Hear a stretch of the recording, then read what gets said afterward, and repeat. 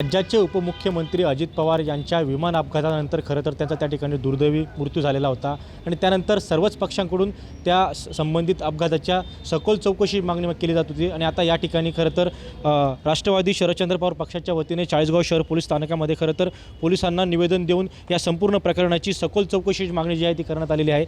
आपल्यासोबत बोलण्यासाठी खरं तर जिल्हा अध्यक्ष आहेत।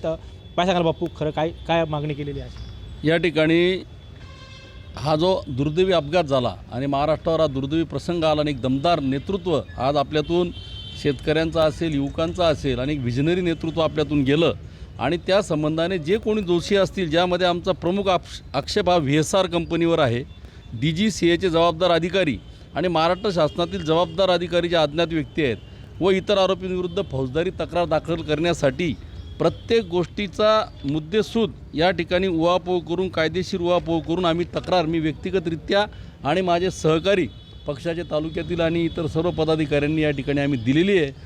सविस्तर निवेदन दिलं आहे, त्याची कॉपी देखील आम्ही आपणास देत आहोत। यामध्ये गुन्हा हा नोंद झालाच पाहिजे VSR कंपनीवर, DGCAवर आणि जे कोणी अधिकारी यामध्ये दोषी असतील ह्या हलगर्जीपणाला किंवा हा घातपात आहे का याची देखील सखोल चौकशी झाली पाहिजे, अशी आमची या ठिकाणी मागणी आहे। बापू, खरं तर या ठिकाणी रोहित पवार जे आहे ते वारंवार पत्रकार परिषदा घेऊन अनेक पुरावे जे आहे ते समोर आणत आहे, ते देखील मागणी करत आहे। कसं पाहता या प्रकरणाकडे? एवढी गंभीर बाब असताना एवढे त्या ठिकाणी पत्रकार परिषदा रोहितदादा पवार घेत आहेत आणि संबंध प्रत्येक तालुक्यावर अनेक सर्व पक्षांचे आमचे लोक जाऊन त्या ठिकाणी निवेदनं देत आहेत किंवा तक्रार नोंदा सांगतायत। आज तर आम्ही तक्रार नोंदाच सांगितलं व्यक्तिगतरित्या, तरीसुद्धा त्या ठिकाणी ज्या पद्धतीने तपासाची गती पुढे गेली पाहिजे ती गती पुढे जात नाही आहे।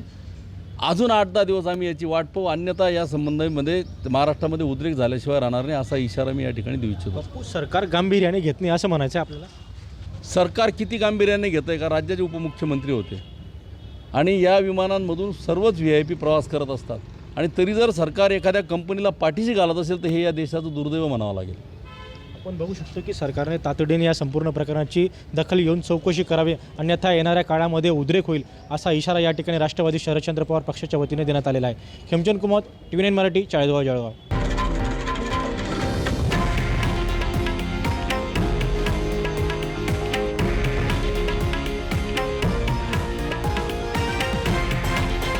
हे आहे देशातील नंबर 1 न्यूज नेटवर्क आणि आपण पाहत आहात TV9 मराठी, एकमेव।